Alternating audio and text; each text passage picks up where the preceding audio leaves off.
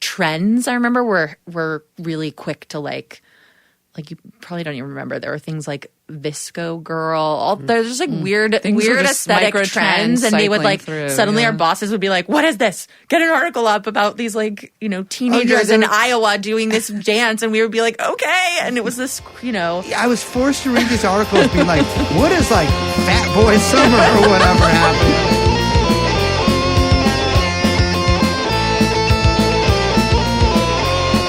All right, so the thing is, I don't think that any dogs were that bothered by fireworks until like 10 years ago. I really don't think that fireworks bothered dogs or veterans prior to like 2014.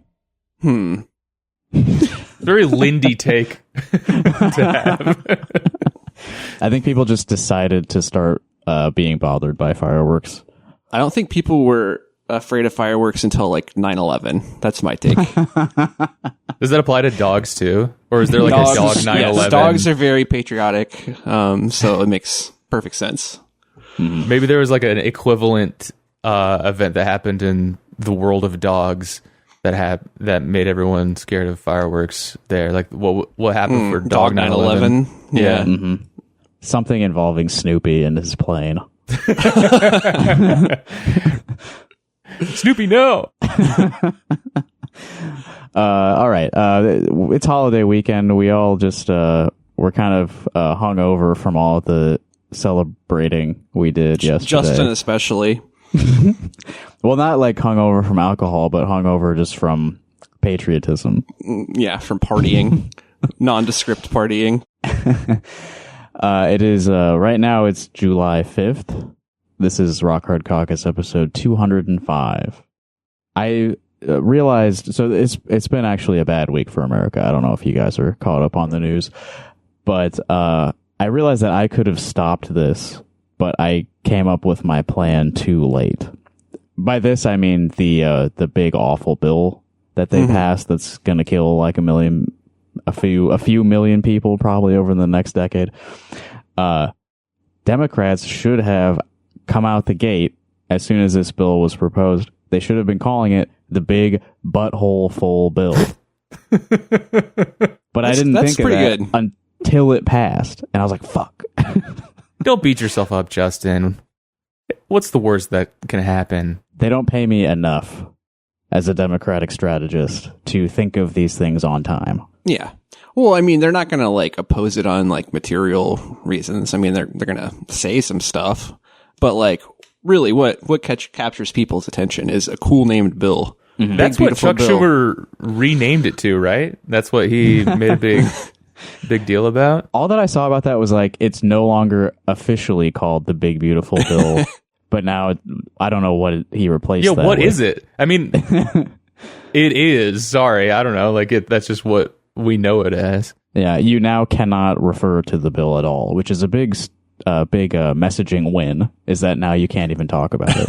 Right. We got, I didn't introduce the guest yet. Of course, Evan and I are here, but that third guy you hear, you've heard him before. It's Will Roberts. He's back. Hey, y'all. Dude, I think someone spiked my freedom yesterday.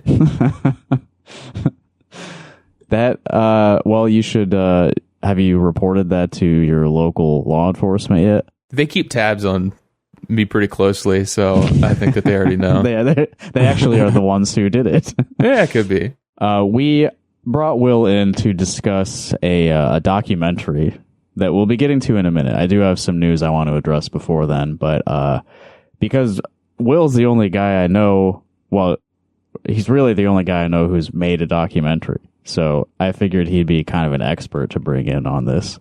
Total expert. Yeah. But before we do our big movie review, I do want to talk about, this was like, I called this, so I'm very proud to announce on the show that Brenna Bird will not be running for governor in 2026. I was right. You were right. I was wrong. I thought she was going to run. It's time to gloat. Let me read her statement. She released an official statement the other day. I have been overwhelmed by the number of Iowans who have encouraged me to run for governor. I want you to know that there is no way for me to adequately address my appreciation for your kind words and the faith you expressed in me. And all all the people were saying was this. Give him the bird! Gotta give him the bird! There's no way for her to express her gratitude to all the people shouting that at her every time she's in public. And then she brags about beating Tom Miller, the old skeleton. I know how important it is that we support our law enforcement heroes, convict criminals, and advocate for victims. As Attorney General, I am responsible for upholding our Constitution and laws, a responsibility I take seriously. As a prosecutor, I know how important it is to uphold the rule of law. As a mom, I want to protect our children and keep them safe. I'm absolutely determined to do justice and hold this office to prevent it from being occupied by a radical progressive Democrat who would undo all we've accomplished. That is why I have decided to run for re-election for Attorney General in 2026. So really, if she doesn't run, obviously a Democrat is going to win that election. Yeah, definitely. A radical progressive Democrat, no less. Yeah, I think that is the current state of Iowa politics, is that Brenna Bird is undefeatable, and if she is not running, a Democrat will win. I think that's accurate. I think that she's right. She's the thin red line between us and radical progressivism. Mm-hmm. Yeah. Order and chaos. The thin red line between Costco customers and their DEI policies. Look, Costco is not 100% white, and I will not rest until the day that Costco is filled only with white customers and employees.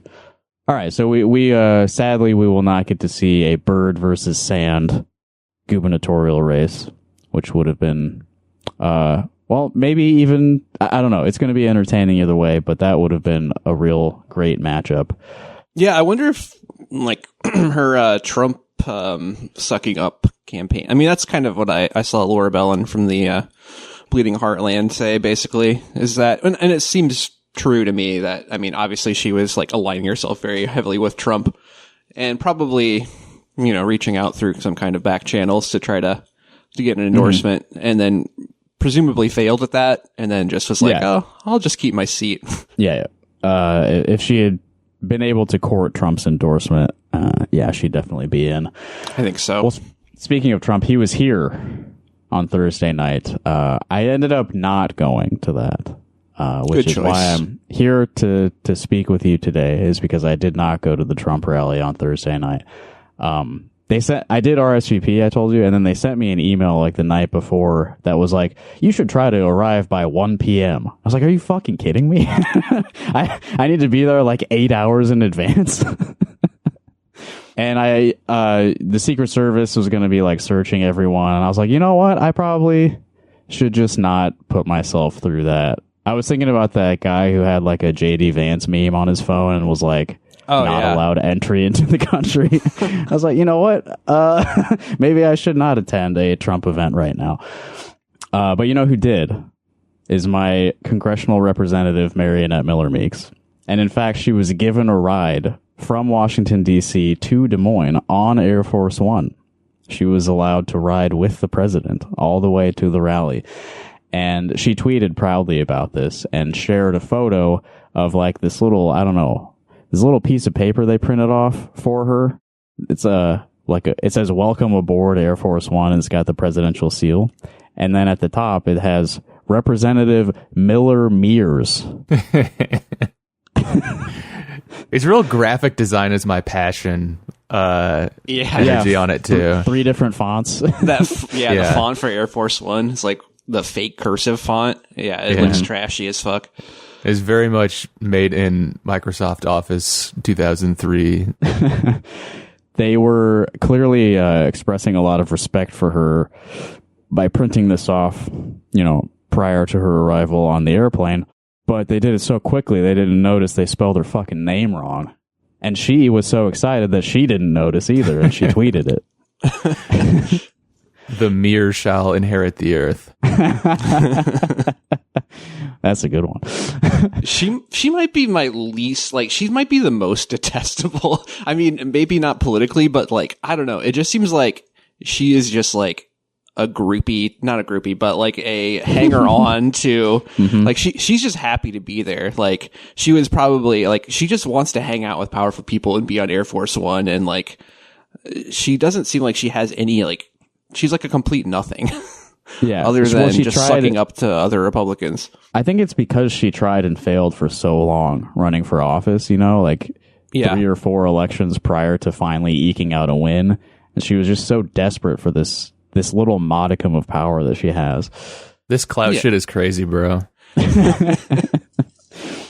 So obviously I wasn't there. I didn't like watch the video of Trump's speech, but there are a couple of things. There's some reporting about the things that he said that I want to talk to you guys about real quick.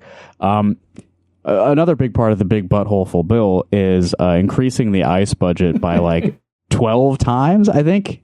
Yeah. Just like the most money any law enforcement agency has ever had in the history of the world.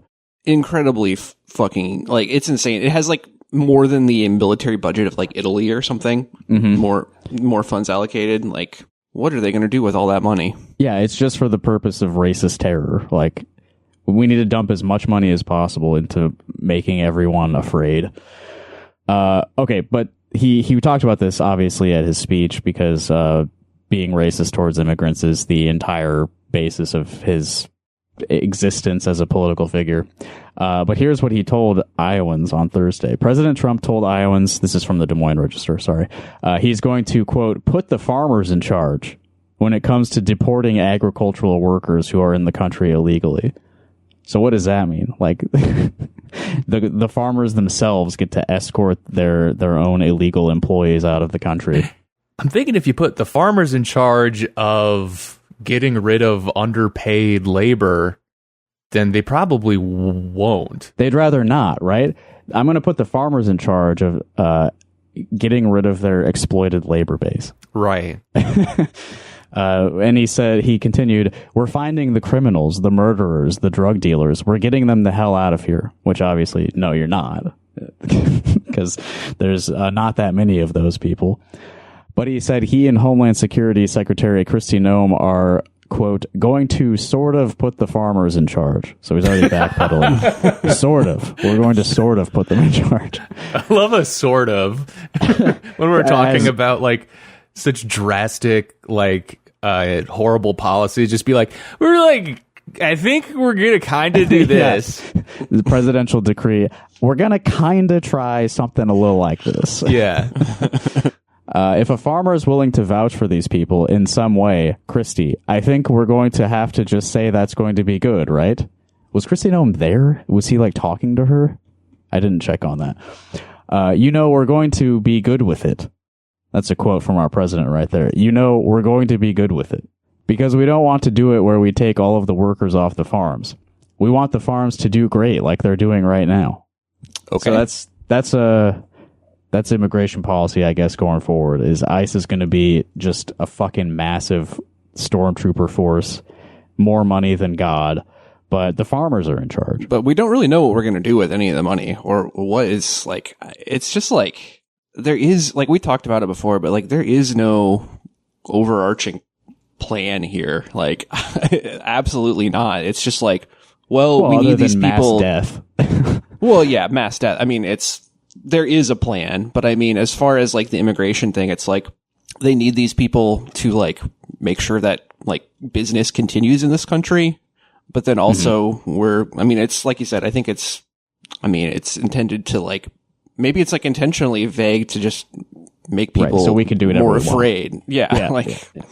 And yeah, the vaguer it is, the less prepared you are to like deal with it when it happens. You know, like there's this kid from West Liberty who got detained the other day.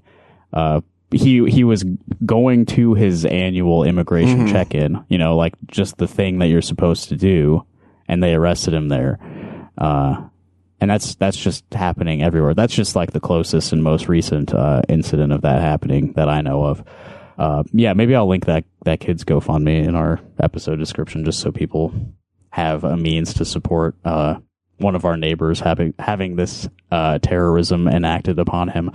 But yeah, I like Trump going up there like, listen, we've been talking a lot about mass deportations, but I want you all to know we're not going to abolish slavery. Don't be worried about that. You will still have your slaves to work on your farms. Yeah, it's a real like everything's going to change, but don't worry, nothing's going to change type thing. Mm-hmm. And then another big thing that happened at this speech that Trump gave in Des Moines the other night.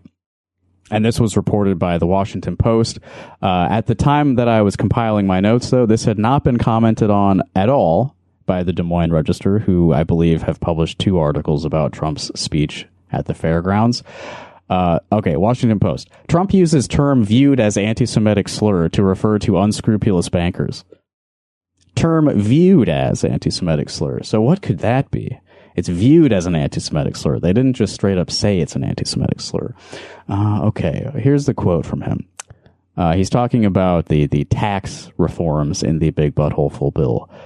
No death tax, no estate tax, no going to the banks and borrowing from, in some cases, a fine banker, and in some cases, Shylocks and bad people, he said.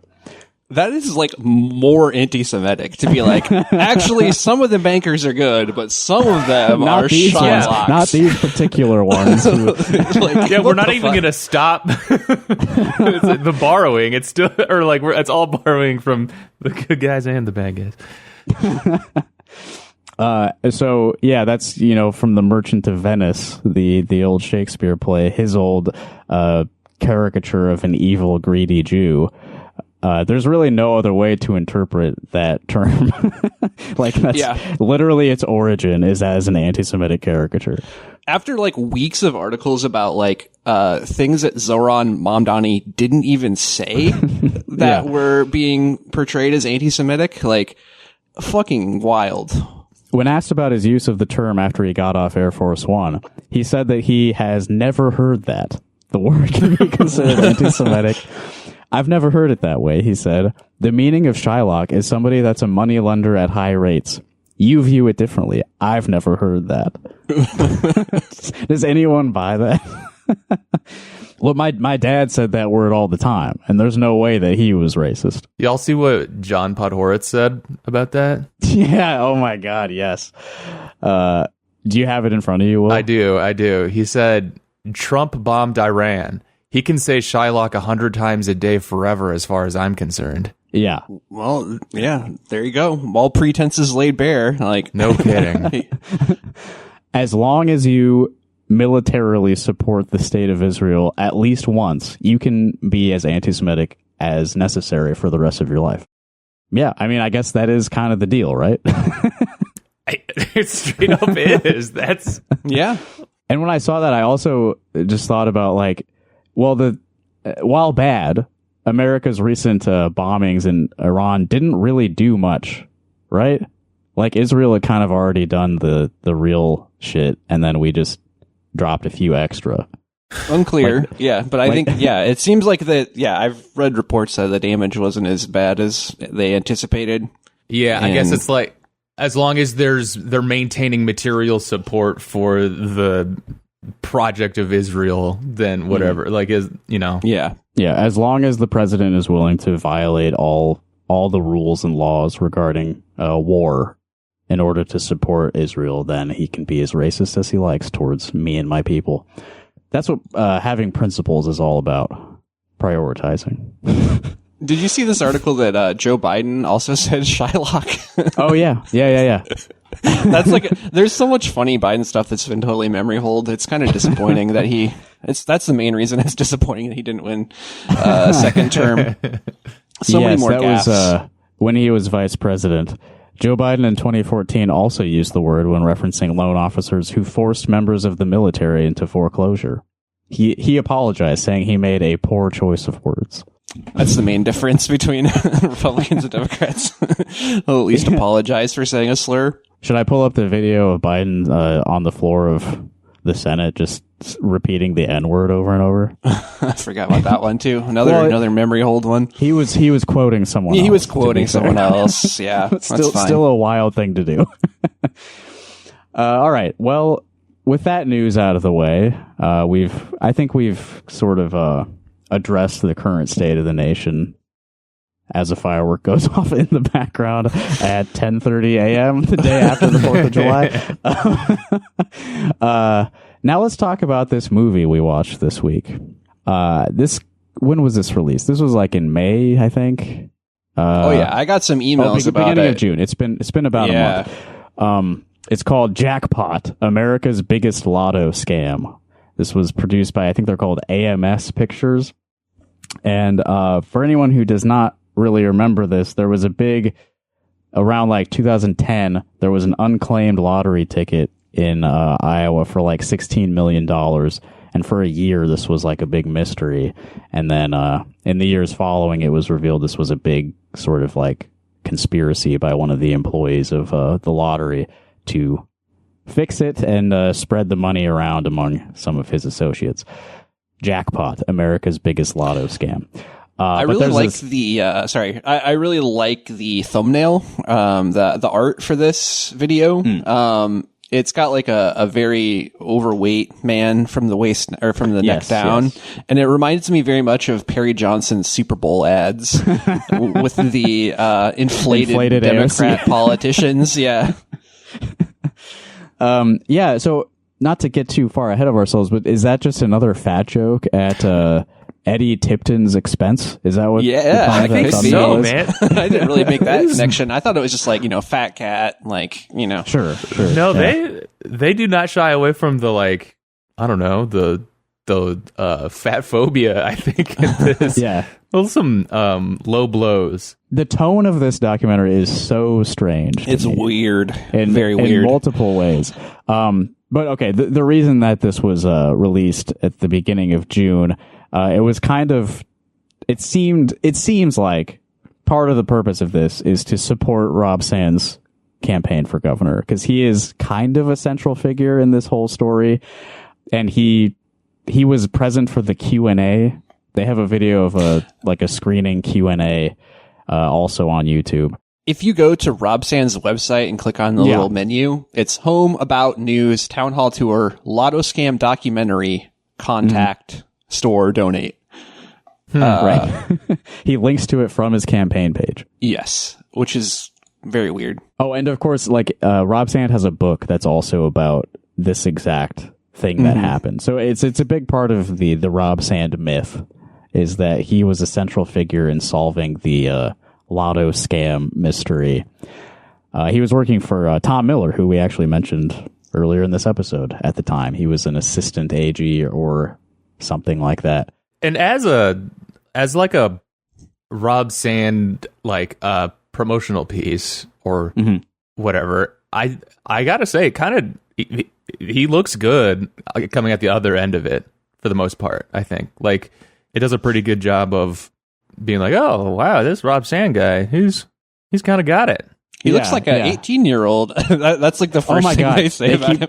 Yeah, even in the end credits, they're like, oh, he still gets carded for beer. He looks so young. That's the thing they keep saying about him. Do you think he had final edit on this, You think he... I hope he did, and it was his call to... Well, I'm sure we'll get to it, but get him... put up on all those screens like at the end of Dark Knight. Yeah. I'm guessing there were some Lauridsen checks involved in the production of this documentary. Well, it seems like they wanted to make it like a bigger thing. Like I'm pretty sure they didn't intend for this to be like a YouTube documentary. I think they wanted it to like be on a TV network. So I didn't listen to this, but I heard from our friend Taylor that somebody involved in the creation of this documentary went on IPR, and they said the way Taylor put it was that it seemed like it was obvious that they had been trying to get like a bigger distribution deal for this, but in their River to River interview, they were acting like, well, we didn't really want that anyway. They were trying to play it off as like, oh, we're just like independent guys. We're like really sour grapes. We're all about the, we don't want the studio really like interfering with our grand vision, It's hard out there to get distribution, I'll say that. I mean, that's real. Feel that. See, this is why we have Will here, because he has industry experience. I mean, I was like, just the amount of names in the credits kind of blew me away. It's more than you expected. Yeah. And I don't mean to be rude, doesn't feel like you needed all those people. I don't know. Lord, some money goes a long way. It's just all a money laundering. It's just a money laundering scheme. Well, okay, yeah, okay. So I watched this earlier this week, and like in the time since, every time I think about it, I think just like the weirdness of the tone just keeps coming back to me. So as you say, like this, what if this documentary is a money laundering scheme? I mean, that's kind of like central to this, is that the lottery is not a social good. That's my opinion. That the lottery is not a good thing, but that is not what they want to express through this documentary. This is like a piece of Iowa lottery propaganda itself. Yeah. Yeah. I mean, Terry Rich is like a producer, right? Terry Rich being the former CEO of the Iowa lottery, he is all over this movie. Like, he's interviewed constantly. Yeah. And he's in the post credits making a joke about Bigfoot. But he's also in that, the Q&A. It's a really boring video, the Q&A, but at the end of it, you can hear him sort of directing people around. So clearly that was his event. So yes, Terry Rich, this seems like this was maybe his project. He's kind of a big deal. You can tell he likes to talk too. He was I'm going to write him in for governor to be in this one. Terry Rich. Let's play some Terry Rich for the people so that they can hear what his voice sounds like. We better have a press conference. Well, it's been almost a month since we had announced that we had a hot lotto, $16.5 million hot lotto winner. The Iowa Lottery has been looking and asking for everyone to please check their tickets. The person who has purchased or owns this ticket probably doesn't know that they have it. The Iowa Lottery wants to give away the money. Somewhere out there is a heck of a ticket worth $16.5 million. A heck of a ticket. God, I swear this is in my notes somewhere, but there's like a segment in this where they talk about how the people running the lottery, they're good people. They want to give the money away. And all the money that comes into the lottery, it goes to all these good things. Yeah. Right? Yeah, they says they pay for like benefits for veterans and first responders. Like, yeah. I wish we had maybe a different system for funding like necessary like services. Yeah. But yeah, they just present this in this documentary as like, yeah, uncritical. This is a good thing that we're doing here. More people should play the lottery. More money for good stuff. And you might win $60 million. But they also say at the beginning of the documentary that you have a better chance of becoming president than winning the lottery. That's one of the first things said in this film. That's crazy. I don't think that's true. I don't think it is. There's been less than 50 presidents and a lot more than 50 lottery winners in my estimation. Yeah, I mean, how do you even calculate that? Every person eligible to become president, so like every legal citizen over the age of 35, that's that's more people than play the Iowa State Lottery, right? I'm pretty sure, famously, we decide our president by random drawing too. Right. Yeah. Again, how do you calculate it? Like, yeah. Look, what do you mean with the odds of becoming president? That's like kind of like a meaningless term. So the whole time I'm watching this, they're like telling me that the lottery is good. We're glad that we have this. It is a force for good, and the integrity is unimpeachable. However, you will not win. They keep reminding me throughout the film, the odds of winning are so just astronomically low. Well, then what do you want me to do? They want you to get a job and, scam the lottery like Eddie Tipton did. Like that. This is a pro lottery scamming documentary. Because they're weirdly, it kind of is sometimes. It kind of is. And it seems like they want to make such a big deal out of this being like, this is the biggest lottery scam in American history. And like, I guess I'll take your word for it. But I mean, like, I watched that like McMillions documentary on Max a few years ago. I know that's like the McDonald's thing, the Monopoly cheating. Yeah. And it seems like this is kind of an inform trying to do a version of that, and I don't know, just like the production value just wasn't there, but also the story kind of isn't there either. Like the characters involved and the mechanisms of it all, like there's like kind of a story here. It's like kind of interesting in parts, but kind of not really.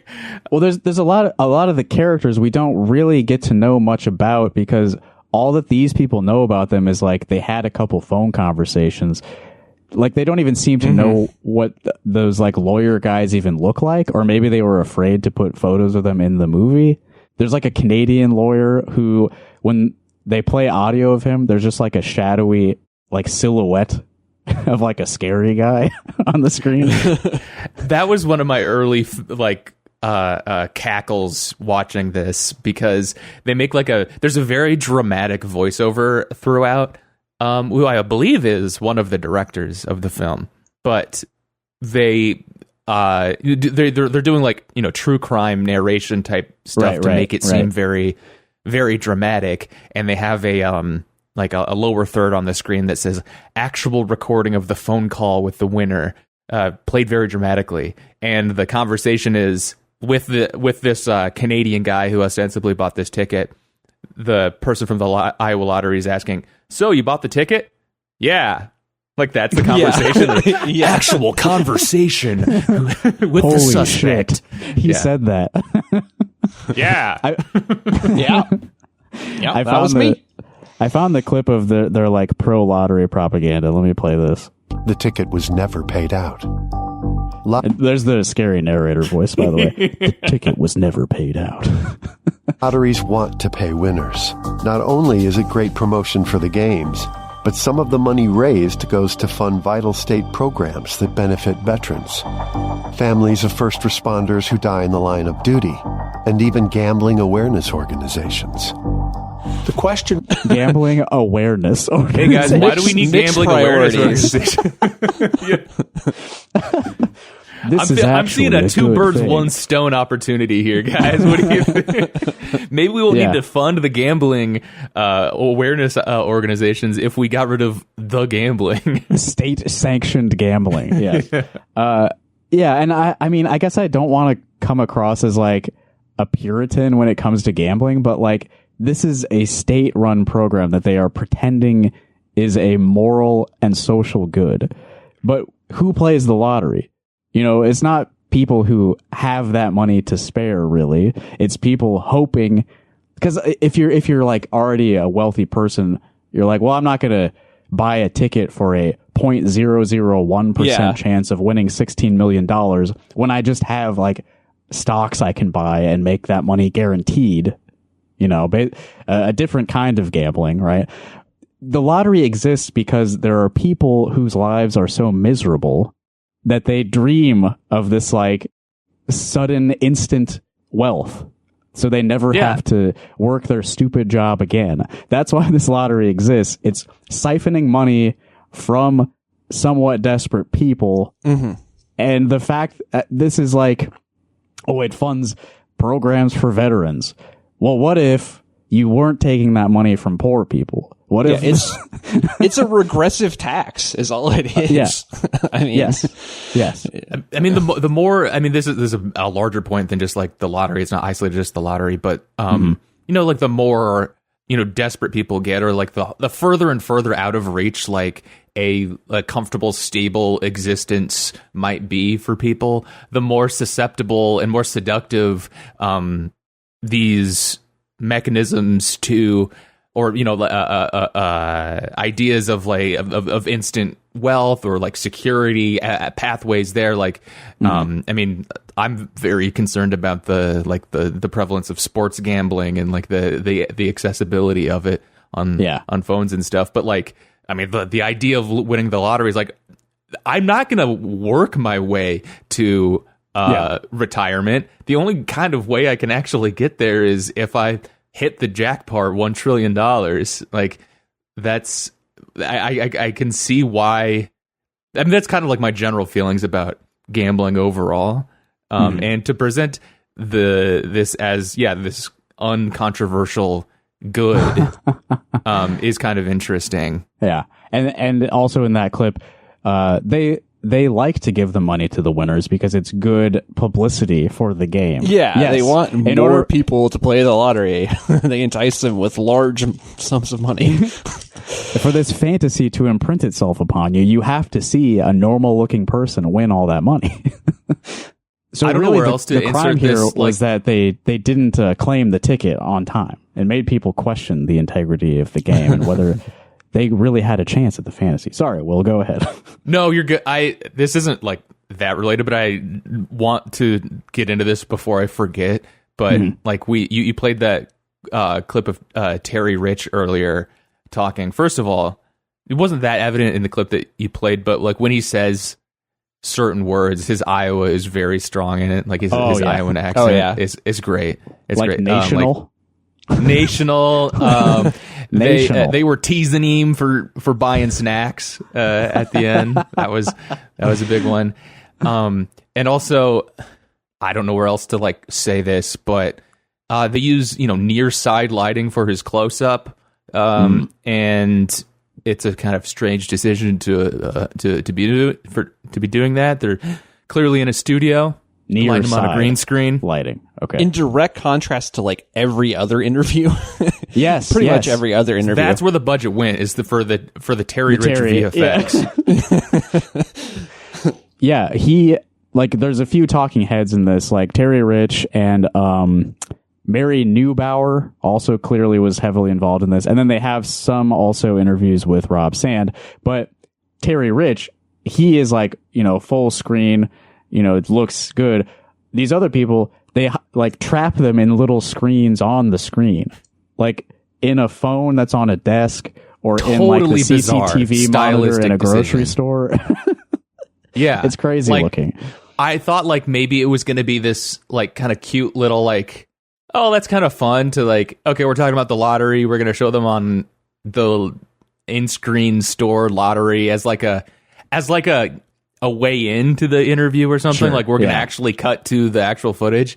But I don't know the behind the scenes story about this, I guess. But like maybe whoever filmed the interviews at the beginning, like maybe they didn't deliver them in like a quality that the producers ultimately wanted, so they were tried to like figure out ways of dressing it up that just made it look even weirder, because like they'll superimpose them into these different settings that are like sometimes related to what they're talking about, like the lottery screen, for example. That's related, but other times it's like, okay, we're gonna put Rob Sand on an iPhone on like a desk for some reason. Like I don't know like why. And so like the shot is like so weird we're too. filming a desk and there's a phone laying on the desk and like Rob Sand's like talking to you out of the out of the phone. I said, Justin, it's like a simulation of getting Instagram ads for Rob Sand. it's very odd. Just my experience scrolling Instagram basically in documentary form. And those are the good ones, because then all of the other scenes that they're superimposed on, I'm very sure they're AI generated. Yes. You get like the weird smeariness, noisy stuff where like, what do you mean you couldn't find a stock photo of an office with a screen? That's like that's every stock photo. You probably have that in your house too. Yeah. What happened to the budget on this, dude? I noticed in the credits there were a bunch of like stock photo repositories or whatever, but the AI Uncanny Valley thing triggered in my mind on this shot of a computer, like an old computer in an IT storage closet, because they were talking about how they had like an old computer in storage that had like the original code on it that Eddie Tipton maybe had altered. So they couldn't find a record of it, so they didn't have like evidence against him, but then they found this old computer. And then it cuts to this shot of an IT storage closet, and there's like, it looks like an HDMI cable just sort of like stuck to a wall, and there's like this panel with nonsense words on it. It's like, why did you use AI for that? Baffling. And I mean the Rob Sand like array, the Dark the Knight mission moment, control scene is so funny. Like, I couldn't believe that. So when Rob Sand is introduced in the story, they portray him as like a scrappy, like just a guy who really cares a lot, who was working in the Iowa Attorney General's office, who found this essentially cold case and like refused to back down on tracking down, what really happened. But his introduction in the documentary is, I think I have it here. I'll just play it for you and tell you what's happening on the screen. So that music is playing and the text "Enter Sandman" comes up on the screen. They couldn't afford the licensing to actually get Metallica on there. That's unfortunate. That's sort of like a royalty-free music they found online. But though, to be fair, Sandman. Metallica is notoriously pretty against doing that, so they don't like their music being used to make money for anyone but themselves. Yes. And then actually right after that, let me play this for you. This is Terry Rich talking about Rob Sand. And this really will, I think, demonstrate the vibe they want you to feel about Rob Sand better than I can explain it. Until it didn't.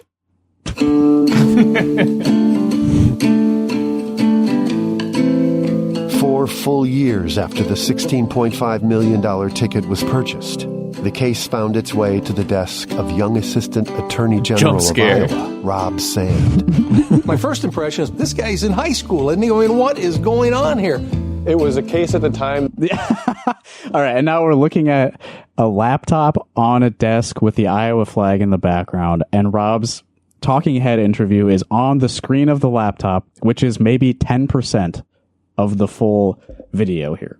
And it's like tilted away from the camera. It's like, what's the point of view of this shot here? Like, what are you supposed to be getting as a viewer from this? Like, it's distracting. You're visiting it's so weird. An office. Yeah. And like, I don't know if this is straight up AI or not. This one seems like, it seems like the Iowa flag is definitely superimposed in there. So it's like a weird thing, but the rest of it might be real. But like, you're just supposed to feel like you're crouching down at eye level to the desk too. And you're like looking over somebody's shoulder at who's like actually the one watching the laptop because it's like tilted away from you. It's so weird. And whoever's desk this isn't there. There's an empty chair. Yeah, you've infiltrated somebody's office to watch Rob Sand videos on their laptop. Yeah. This is okay. I think you're a child. I think that's what the point of view is supposed to be. You are at your dad's office. You're trying to find games on his laptop, but Rob Sand videos keep playing. I think that's what the point of view is here. Okay, let's talk a little bit more about how they talk about Eddie Tipton, who is the employee of the Multi-State Lottery Association. Multi-State Lottery Association, right? The acronym for that organization is MUSL. Multi-State Lottery Association, MUSL. This was driving me crazy the whole time. Why is it called MUSL? Because they just want to say muscle, right? I think so, yeah. Instead of MILSA? Yeah. Mulsa. Misla? Or Misla? Yeah. I mean, it does roll off the tongue better, but like, come on. It doesn't make any sense. Again, it's another distracting choice. You know, these little things pop up in the movie, and I'm like totally taken out of it because I'm thinking about this weird thing. Yeah, like this series of decisions that go into all of these very strange things. That's the story of like so much that happens in Iowa. All right, so Eddie Tipton, I don't remember exactly what his job title was, but he had access to like the random number generator that generated the winning lottery numbers. And there was a fucking weird sequence about how they bought a bunch of smoke alarms to run that was so weird. RNG. Yeah, I would love to have had a little bit more of a deep dive on that. Like, we're using the decay event timing from like this element found in smoke detectors to be the random seed for this. And I'm Like, I mean, that's kind of interesting. I mean, I can just get a random number on Google, you guys, but I mean, if you want to like just go to Home Depot and buy a bunch of... It's about the security of the game, right? They can't just use any old random number generator. They have to come up with some weird scheme. Generating seeds from like environmental stuff is like, I think, pretty standard, especially for like any like high security thing. But like going to Home Depot to buy smoke detectors off the shelf is also very strange. Like I think a lot of times they use like electrical noise for this like similar applications. I mean, that's really cool. That's interesting. I'd like to hear a little bit more about that. Yeah. I mean, its inclusion in this documentary is both like too much and too little information about the process. Yeah, for sure. It feels like it comes out of nowhere, and then you're left thinking like, why did they tell me that? And how does this actually work? What's going on? Yeah, the actual mechanics of like what Eddie Tipton was doing seemed to be like, I don't know. I'll give the filmmakers credit. Maybe they understand what he was doing with his like injected code kind of stuff. Right. But like it seems kind of interesting what he was doing. The actual like plan that he pulled off. But I don't think no one they'd really talked to was doing a very good job of explaining it, or didn't give me a good feeling like they really understood what he was doing. Yeah, either. they're like he likes to play with rootkits. He likes to play with rootkits. He has a flash drive that he brought into this ultra secure room, and then meanwhile on screen the footage, like the stock footage they're using, is like CSS to show like this, advanced hacker code. Yeah, every like close up of a computer screen is gold because it's just like random bullshit. Actually, what Evan was saying about rootkits, this is a direct quote. At the time, his colleagues noticed his deep interest in rootkits. Dude, if you're running a multi-state lottery scam, you cannot tell your coworkers that you're into rootkits while you're doing it. Ever since I was a child, I've been into rootkits. Yeah. Well, maybe he's just into like modding consoles, and like he's got a rooted Android phone, and like he's just a nerd. We'll give him a break on that. His colleagues noticed he was downloading terabytes and terabytes of ROMs from the work computer. Oh my god! The tidbit about his colleague or his like coworker just like walking by his desk and suggesting like, well, he's like putting something together. And somebody from like the sales team walks by, or counting or something. Oh, and is like, hey, you're putting in the fake numbers, right? And he's like, haha, wait, I should actually do that. And then that's like where this all came from is so good. Yeah, it's the danger of making little jokes at work. Don't ever do this, or you may like convince your nice coworker to commit a huge crime.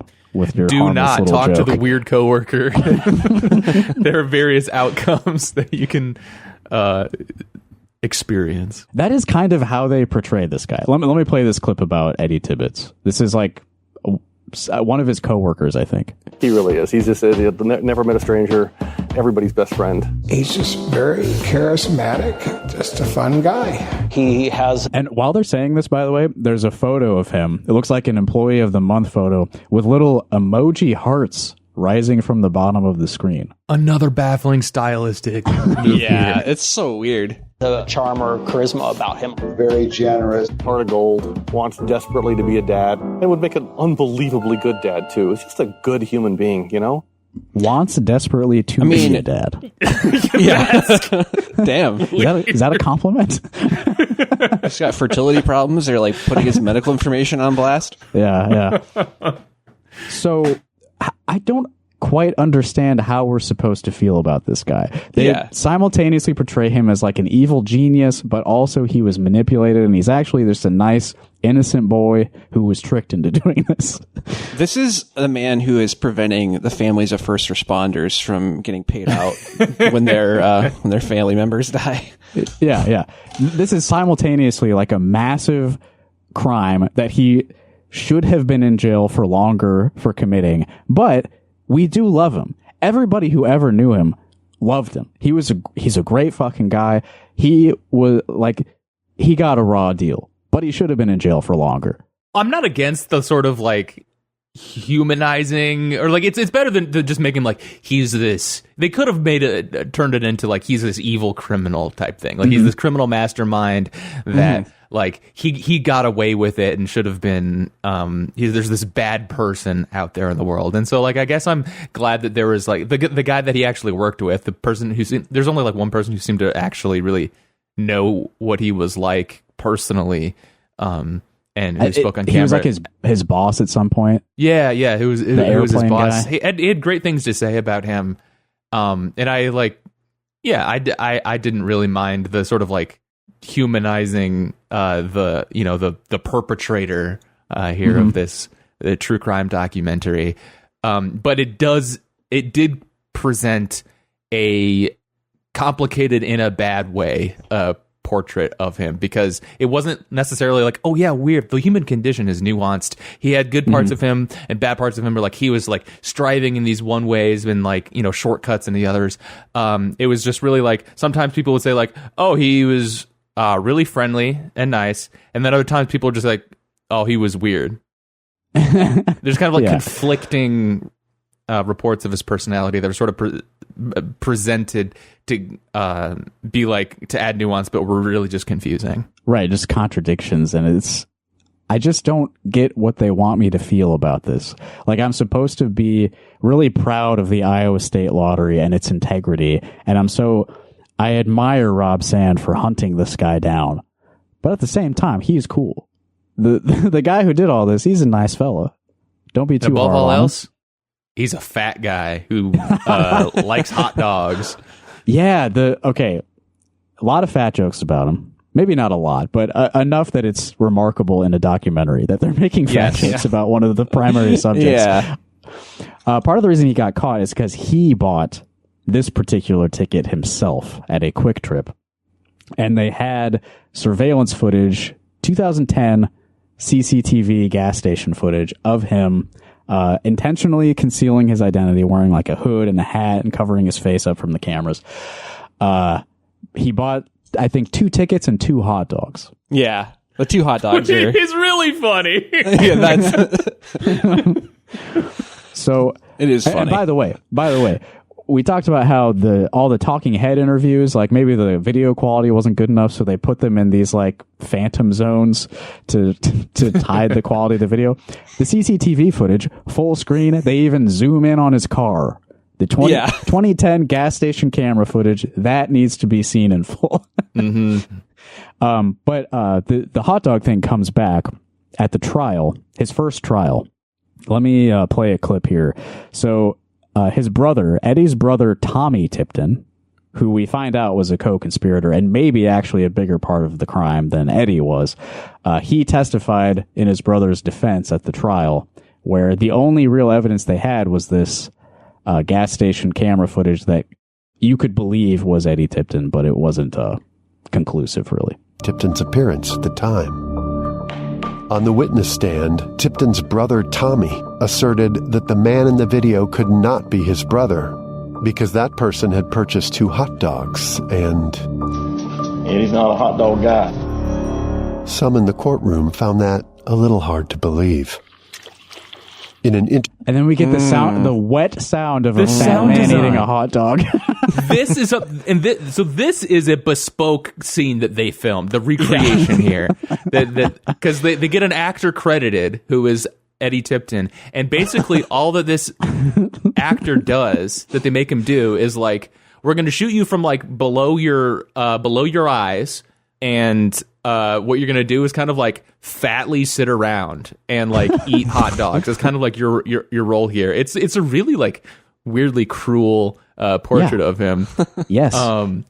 And also Tommy Tipton seems like he absolutely rules. Like he seems like the man. His whole guy. story. Yeah. Like he won the lottery in Colorado, got interviewed by the FBI for paying in consecutive bills at a fireworks dealer, and then fell out of a 30-foot tree stand while hunting Bigfoot. Well, I believe the FBI were able to track him down because he was injured while hunting for Bigfoot, and they found him at the hospital. I think that was part of it, right? Maybe, yeah. There's something about like he paid in consecutive bills at a fireworks dealer. that was like suspicious or something. Yeah. They make a big thing about the Bigfoot swerve, which is one of the high points of the documentary. Oh, his brother's a fucking Bigfoot hunter. That's cool. That came out of nowhere. They do make them look cool. Like, they also were talking about, like, early on, like, all of Eddie's, like, coworkers were like, hey, why do you have a house that's so big? Like, why do you, like, they talk about how he has a basketball court in a theater on his property and stuff. And it's just like, that's like regular guy stuff. Like, it's not like he's just trying to scam the lottery and live like a, you know, like a man child, which is like, he's got a Tony Soprano awesome. house. Yeah. Yeah. Yeah, they knew that his salary was like $90,000 a year, but he was living in a multi-million-dollar mansion in the middle of nowhere.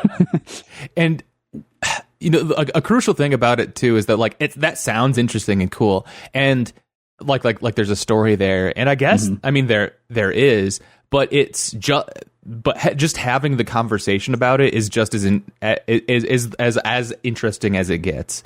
Like actually watching the documentary, like. Evan, when you said like, oh yeah, this guy who has like a basketball court in his house, like that's kind of all you get out of the documentary too, is just hearing somebody say that he had a basketball court in his house. And there's like a drone shot of a big house. Yeah. Yeah. Like, oh wow, is that the house? Is that a house? You could imagine a house. Wow, look at that. Yeah. And then as far as like the Bigfoot stuff goes too, I think it follows the like the MST3K rule, where you shouldn't remind people of a better movie in your movie. But there's a new corollary to that. Don't remind people of better fake images, like the famous Bigfoot photo, while using worse AI fake images in your documentary.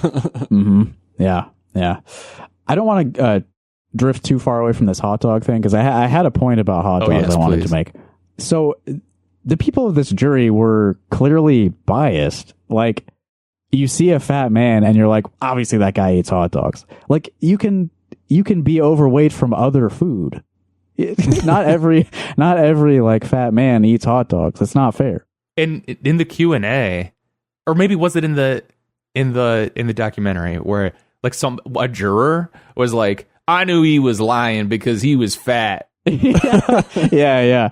Is it just a general mistrust of fat people, or is it specifically the hot dog thing? I don't know.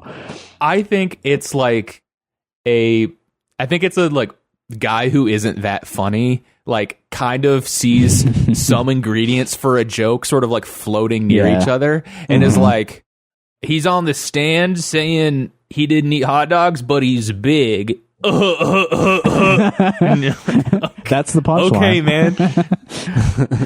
Yeah. Also, another possibility that I thought was his brother was telling the truth, and Eddie doesn't eat hot dogs, and that was part of the cover. He was buying hot dogs at the gas station while everyone in his life knows 100%. He doesn't eat hot dogs. Great. That's a great fucking airtight. Well, it didn't work, but really good idea. Time. It did at the time because the statute of limitations had passed, and so he got his initial conviction overturned. But he did end up going to jail later. At the Quick Trip, like making a big deal out of being like, and you know what? Those hot dogs are looking real good. I'll have one of those. Actually, make that 2 hot dogs. Ooh, nothing better than 2 Quick Trip hot dogs. I love these 2 hot dogs. I even might come back Eddie for Tipton's, a third. Yeah. Eddie Tipton's Facebook status that morning is like, I hate hot dogs so much. And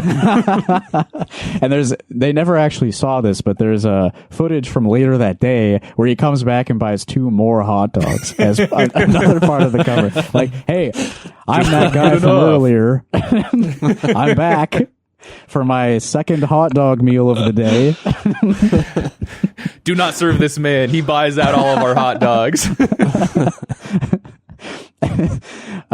I skipped right past this. This is probably the funniest audio of the whole documentary, so I do want to make sure our listeners do get a chance to hear this. There's a sequence where they're talking about all of the strategies lotteries have attempted to maintain the integrity of the game, like the random number generators, the classic, they pull a ball out of a cage thing. Well, one of the ways that the ball trick has been cheated is that somebody on the inside heats up the balls with the winning numbers on them. So whoever's selecting the balls is also in on it. So they like dig around until they find a hot ball, lottery ball. Pull that one out, which has worked. Like that's a strategy that worked to fix the lottery. But all that to explain this audio here. So unusual. But this wasn't a case of rigged drawings, counterfeit tickets, or even warm balls. They knew what they were doing with that one. Of warm balls. Let's hear a little bit more about Rob. Obviously, the reason I watched this is because Rob Sand is a central figure in Iowa politics, so I had to see like how he was involved in this story. This is a clip of him near the end, this is sort of like the message or like the moral we should be taking away from this story. So I'll let Rob explain to us the theme of the documentary here. Everybody makes mistakes. There's no person out there that is so smart that they never make any mistake ever, right? And that's how we catch people. It's through their mistakes. A little piece of me does wonder, and I've never talked with Eddie about this, but a little piece of me has always wondered, it's like, did you want to get caught? So everybody makes mistakes. That's the takeaway from this. Some mistakes. Nobody's perfect. Sometimes you fix a lottery.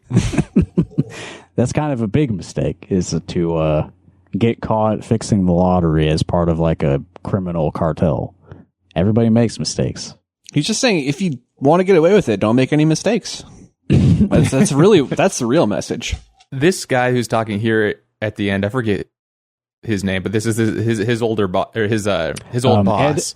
Ed Steffen is his name. Okay, yeah, he's probably like the most sympathetic to Eddie throughout this, and has this part where like it's kind of an interesting projection here of the like, you know, maybe he wanted to get caught kind of thing. It's this like anti-hero like death drive like character motivation thing here that could be an interesting thing that's like isn't explored kind of beyond just like this one guy speculating.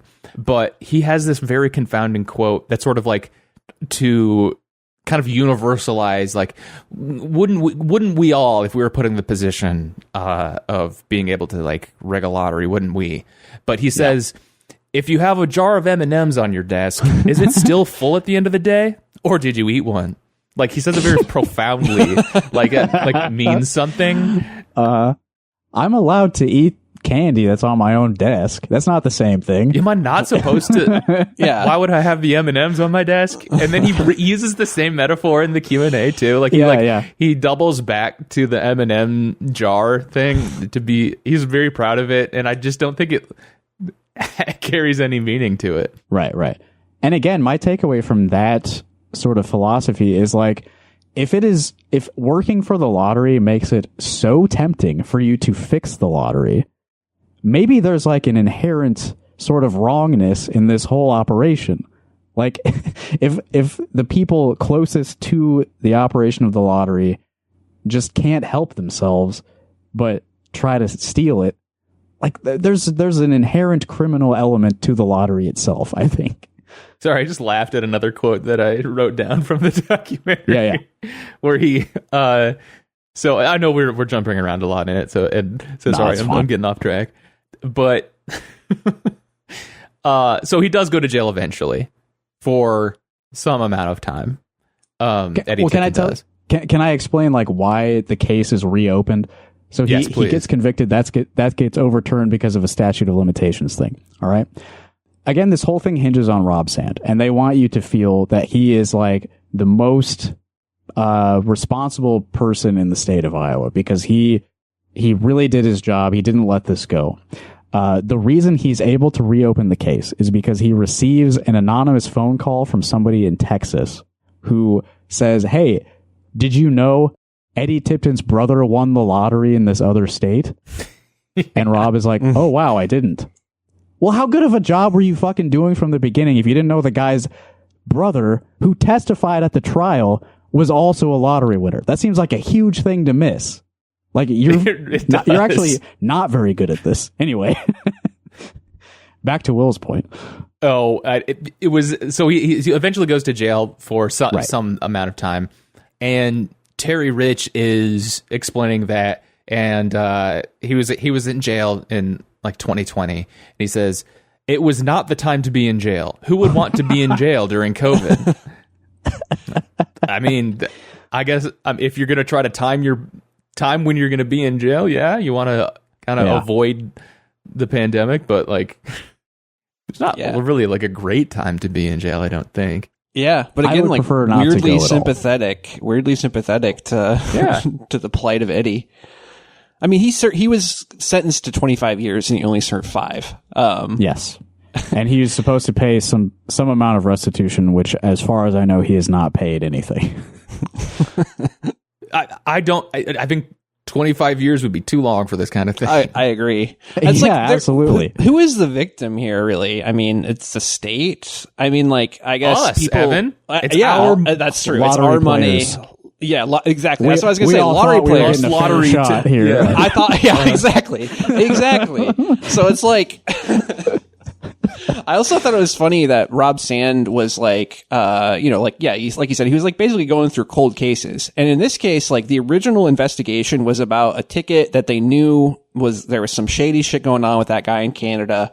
But no one had claimed the ticket. They had not paid out the prize. And so there was like, I mean, obviously it's still illegal to, have some kind of shady scheme to defraud the lottery. But like at that point, no actual money had been distributed.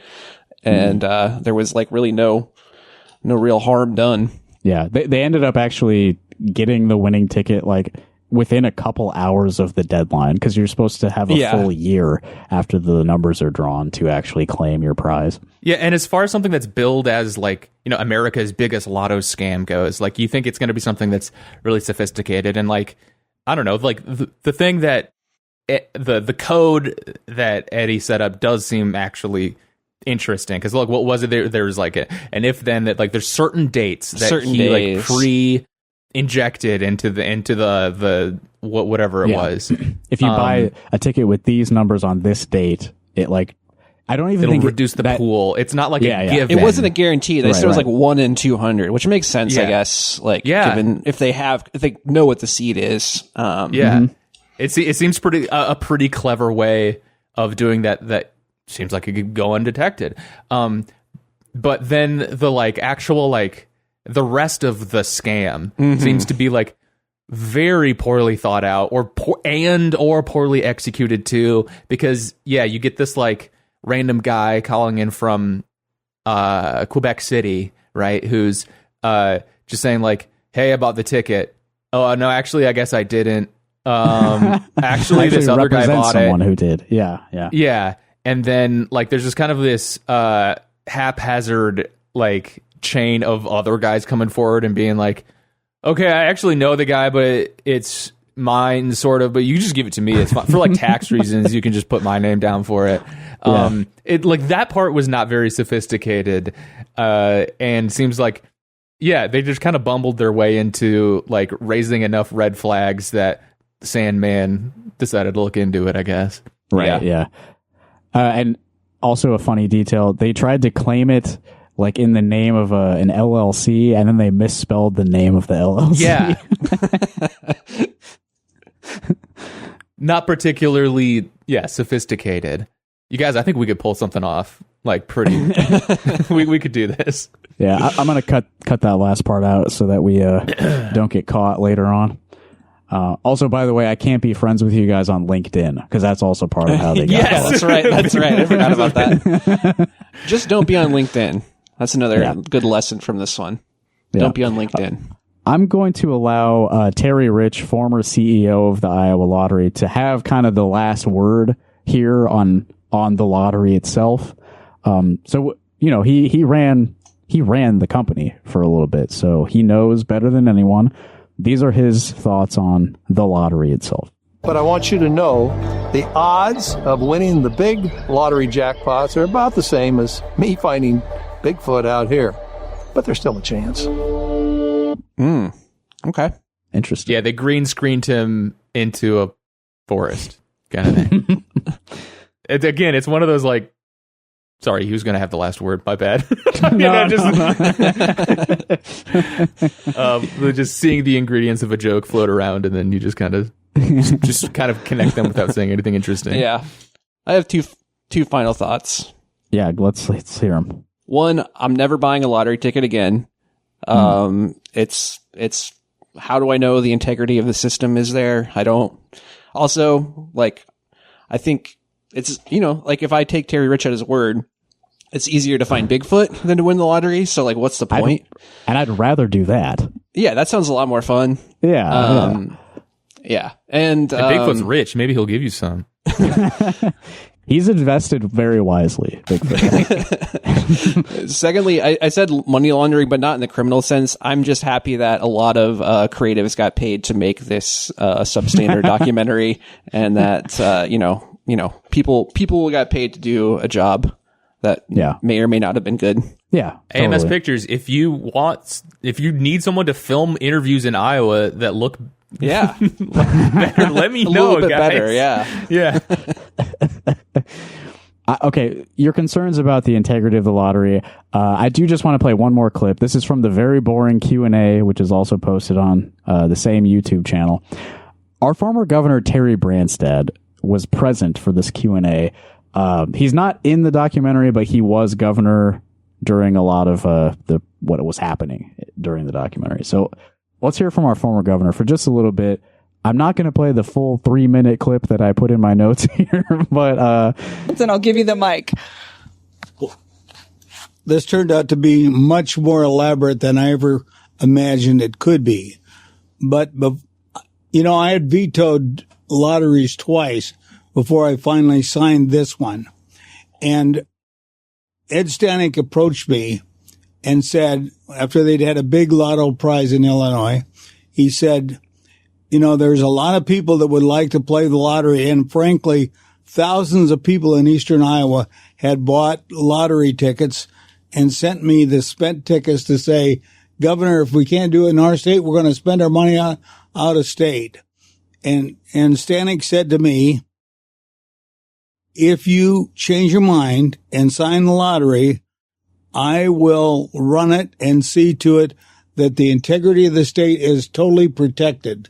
And so I told the legislature, if you build all these safeguards in other words, the person, first of all, if you work for the lottery, you can't win. Okay. So he keeps on rambling for another 2 minutes there. But I don't know why you question the integrity when the former governor would not have signed the state lottery into law if the integrity had not been guaranteed. Okay. I guess if you work for the lottery, you can't win, is what he said right there. And that was proven to us through the course of this documentary. Where pretty good safeguard. Where an employee of the lottery is cheating in multiple state lotteries around the country and getting away with it for years. Listening to Terry Branstad talk, I messaged you, Justin, that was the peak of the Q&A was insanely boring. That's just peak old guy storytelling there. Mm-hmm. And he said this, and I said that, and so I said to them that, we can't, and it just, I couldn't tune into that, man. They showed me the spent tickets, and he said, if we can't do it here, we're going to do it there. And I said, to them, listen, and I told him, yeah. I told him, I said, that's an brandonization old tick of goes everywhere. Older Iowan people that I've noticed is they will say, and I told him, I said. Yes. Yeah. Come to find out, I told him, I said. come to find out is another really good one. Yeah. All right. Well, we've spent a good amount of time discussing the documentary. I do sort of encourage people to watch it. It's pretty short. It's just a 45-minute thing, and you don't know how weird it is just from us talking about it. I feel you got to check this out for yourself. At least skip around, see the weird footage of the people in the CCTV Definitely worth screens. It for that. Yeah. Yeah. And just the weird tonal mismatch. It's strange. there's a constant back and forth between like, do we love this guy? Do we hate this guy? What's the deal? What do you guys think? Do you love or hate Eddie Tipton? I love him. I think nothing... he's a baller. I think he's fucking cool. He's literally, imagine that size on the basketball court. Like he's probably like got a really good post game. Like, he's chilling in Texas now. Like they went down to they got like advanced cell phone footage of his mailbox. Like that's the kind of like real in the field covered you can. Yeah. We could talk about this all day. I forgot that they went to the town where he's like hiding out now, and they talked to some guy outside of a gas station who knew who he was. Who said he knew him. He's like, oh yeah, I've seen him. Oh no, yeah. Are you friends with him? And he's like, they showed him a picture. He's like, oh, I've seen that guy. Yeah. Very worthwhile inclusion in the documentary. All right. So with all that said, Will, tell us about what you've got going on. Plug your stuff. Yes. So, I mean, I was on the show earlier this year a couple of times to talk about Out of Office, a real document. I don't know. That's really neat. I made a documentary. I did it by myself. And it's on Means TV. You should check it out. And if you don't have a subscription and still want to see it, just message me and I'll send you a link. And also, we are launching a new season of our TV show podcast. It's called The Show About the Show, the podcast. We're going to be covering Twin Peaks starting this week. I just finished the first 2 seasons of Twin Peaks for the first time. Oh, yeah? Okay. Well, you are both welcome to come on the show. I would love to hear your takes on it because I'm very excited. I've seen most of Twin Peaks before. One of my co-hosts hasn't seen any. Other co-host has seen it all before. So we've got like a gradient. And really looking forward to getting into it. But that's The Show About the Show, the podcast that's on YouTube mostly. Yeah, and you just finished watching Lost, which I have never watched even a minute of. Lost. Yeah. We also just kind of like talk about other stuff too, so you don't have to. Yeah. We kind of shoot ourselves in the foot for like, I don't know, like do I need to like watch the show to listen to the podcast? Because that really limits your audience. And no, I've kind of just hanging out. Yeah. But that's it gives the best you format, really. About. Yeah. Like, you're gonna like outline a podcast. Like, come on, man. I hate professional podcasters. Keep it indie, man. Yeah, for Imagine sure. having a whole document put together of notes for a podcast. Yeah, that's insane. And clips ready to play or something. That's way too much work. Looking at a 9-page Google Doc right now. Yeah. Sometimes I over-prepare while knowing that some of this stuff's not going to make it into the show. Okay. Y'all do a good job. Thank you. All right, other things to plug. I will be attending the Coralville City Council meeting this Tuesday, July 8th. It begins at 6:30 p.m.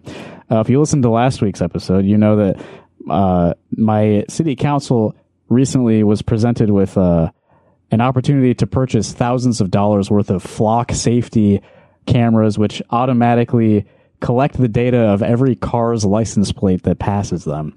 And these cameras have been used nationwide to basically hunt down immigrants and people seeking abortions. That's that seems to be the purpose of the flock safety camera apparatus, is mass surveillance of people whose activities shouldn't be crimes, but need to be punished. And I would like my city to not participate in that. So if you happen to be listening to this and you live in Coralville or nearby, please come to the meeting on Tuesday and tell them not to do this. Other things to plug: the Iowa Trans Mutual Aid Fund, which we keep mentioning because it's a community in dire need of assistance as the state and federal government seeks to eradicate them. Go to iowatransmutualaidfund.org and give what you can. If you can do like a recurring donation monthly, that does help them a lot. Also, the Iowa City Community Fridge is really taking off. Go to Linktree/Iowa City Fridge. It's the Linktree website. The URL is so hard to say out loud. Yeah. It's linkter.ee. It's very clever, but it's hard to say. Linkter.ee/Iowa City Fridge has all the information you need. If you need food, you can go get some. If you have food, you can go put it there. It's pretty simple. A couple of music shows I would like people to attend in Iowa City. Phil Smith from Omaha is touring. He'll be stopping at Cloud House at Public Space 1 on July 12th, supported by local ambient artist Measures of Agony. Cloud House, July 12th. And July 24th, Collapsing and Francis Thornton from Virginia are touring, and they will be supported by locals, me, and Grain Bin Operettas, also at Public Space 1 Cloud House. This will be July 24th. Come see me play July 24th at Cloud House. Did you know we have a phone number? 319-849-8733. You can text or call that number. Tell us what you think about Jackpot, the biggest lotto scam ever. The greatest documentary about the greatest lotto scam ever. Jackpot. Watch it. Tell us what you think. 319-849-8733. Your voicemails may end up on Rock Hard Call Us, which is one of our Patreon series. You can listen to it at patreon.com/rockhardcaucus for just $1 a month. We also just released an episode of Speed Freak Read Speak where we review Sonic the Hedgehog comic books. I know some of you out there must be interested in that, right? Yeah, you got a loyal audience, I thought. I mean, people are commenting on the Patreon. That's means someone's listening to it. Yeah. Which is good. And we also are reading a Joseph Dobrian book and reviewing it for Dobrain Book Club. It's called Hardwired. I'm about halfway through, so we should have another episode sometime soon. Let's end the show with some music. I got another submission from a local band called K-Rock, and now I'm going to attempt to pronounce some words in French. This song is called Papillon de Nuit. Papillon de Nuit, which means, I think, butterflies of the night. Or maybe at night. Sounds good to me. I don't know a word of French, but sounds like you did a good job on it. Yeah, I know it's butterflies and night. I don't know if it's of or at, but whatever. KRockmusic.com. You can find more of their work. That's K-E-R-A-K. K-Rock Music. And they did include a little note when they sent me this song. We created this audio and video to call attention to the estimated 281 million international migrants worldwide and the privilege and responsibility we have as humans to care for each other. The video footage is from our friends BJ and Nikki's recent trip to Iceland. I should note that friend of the show, Tara McGovern, is the fiddleist for this band, K-Rock. If you have music you would like to submit to the show, please do. Go to rockhardcock.us and click the link at the top where it says submit music. And maybe you'll be on the next episode. Okay. Any other thoughts, guys? No. Fuck the lottery. No. Fuck the lottery. Don't buy lottery tickets. Even Terry Rich thinks you shouldn't. Yeah, eat a bunch of M&Ms instead of playing the lottery. Because it's basically the same thing. I guess. Get something out of the M&Ms, though. Yeah. The tickets are just you're much more likely to benefit from the M&Ms. The lottery is the state tricking you into thinking you're doing a good thing with a potential I don't really fantasy. think anyone plays it with the idea that I'm doing a good thing. I think it's entirely selfish. I mean, it's a pretty clever scheme to make something so selfish for the common good. All right. See you next time, everyone. Bye.